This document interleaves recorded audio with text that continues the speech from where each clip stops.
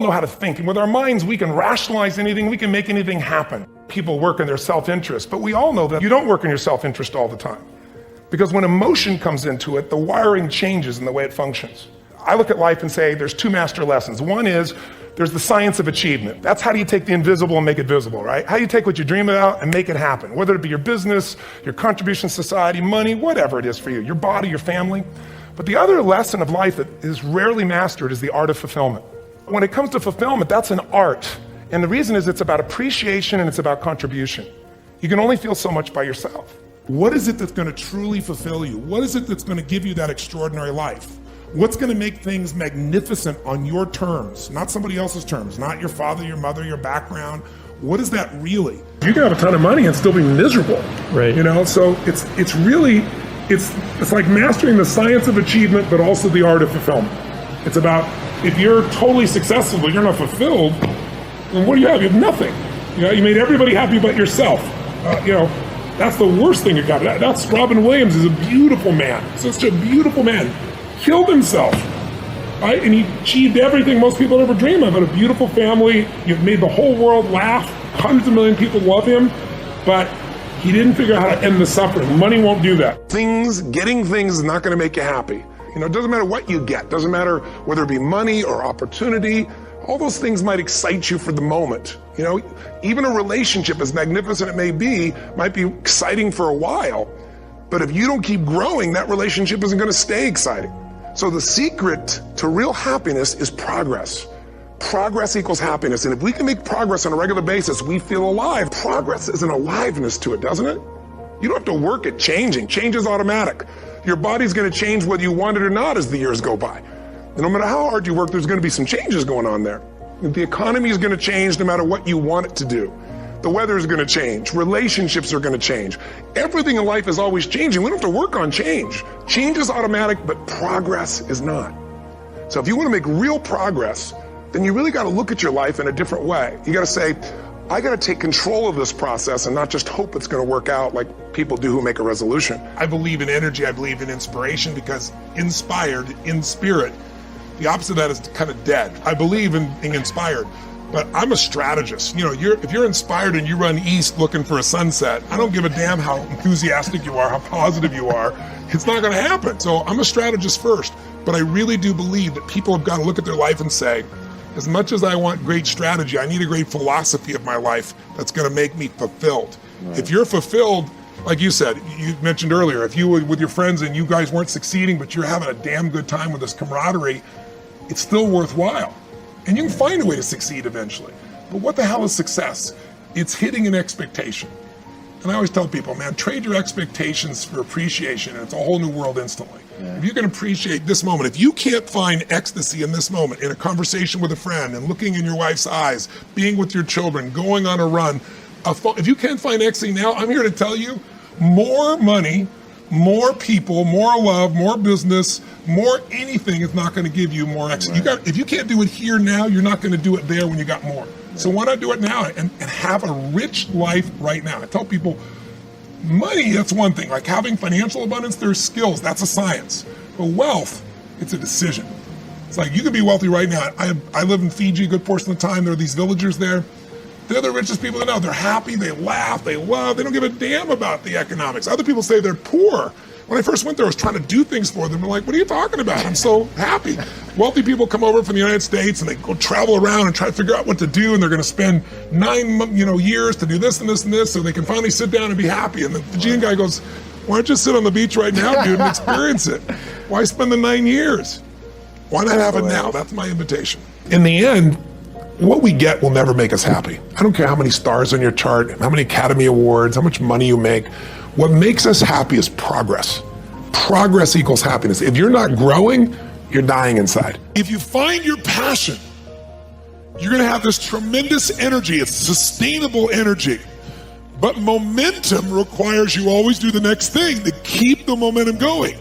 And the reason you get yourself in a passionate place is so that you change your life, and the only thing that changes your life is making a decision. So while you're in this passionate state, that's where you make decisions. When people talk about work-life balance, I was talking to Mary Calhoun Erdos, who's Morgan Stanley, she manages $2.6 trillion with a T dollars. Probably the most influential woman in the financial world, brilliant woman. And I asked her, because I was interviewing 50 of the smartest financial people on the face of the earth. I said, I know you're a very deeply caring mom and wife, and how do you balance all that? And she said, Tony, she goes, I read this in one of your books. She quoted from. She goes, there is no such thing as work-life balance. There's only work-life integration. And I really believe that in my soul. So in my companies, my wife and I, we live our mission together. We're 24/7, 365 together, and we love it because we're driven by the same things. One of my sons is a partner in several of my financial businesses. One of my other sons is in the coaching business. My daughter's an actress and, totally different business, but she cares for people the same way. So there's a common denominator within our family. We're all so mission driven that we don't have to separate the two. When your family is involved in your mission, you're not pulled apart. You're pulled together in the same direction. I think the hard part is so many families have totally different lives and they come together when they're exhausted and try to have a relationship together, and I think that's really hard for people today.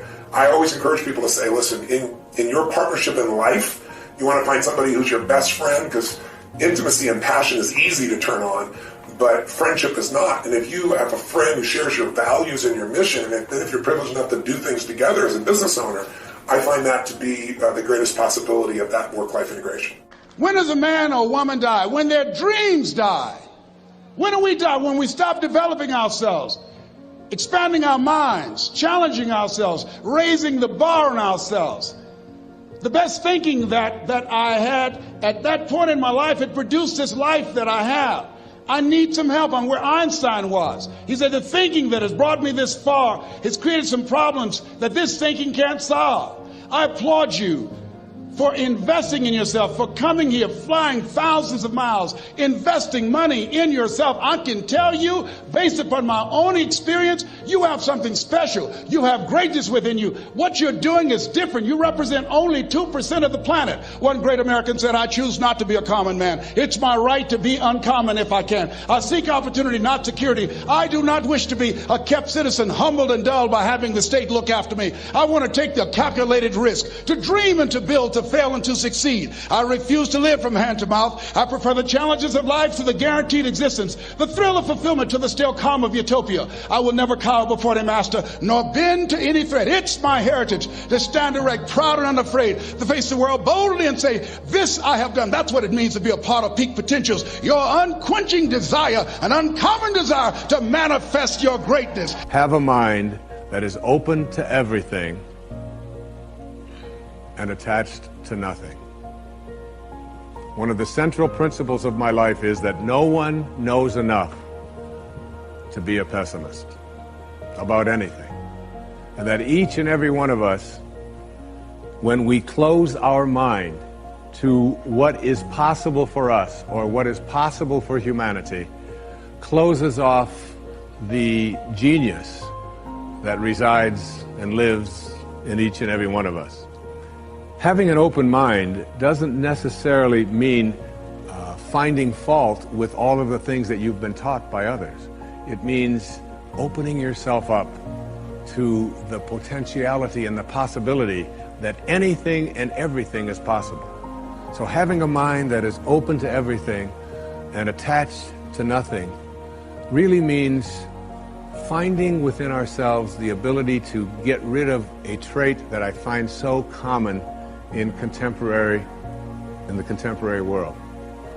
Do you know that most people that I meet spend their lives looking for occasions to be offended? They actually are out there hoping that they can find some reason to be offended. And there's no shortage of reasons. They're out there everywhere. The way this person dressed, what this person said, they turn on their TV, they hear the news, they're offended by this, someone used language that they didn't like, someone doesn't share the same customs that you, and people all day long. In fact, if you keep track tomorrow, you will find probably 100 reasons that you can go around being offended. But a mind that is open to everything and attached to nothing is a mind that says, I'm never looking for anything to be offended by. And that whatever anybody else out there has to say, my response to that is, that's an interesting point of view. I've never considered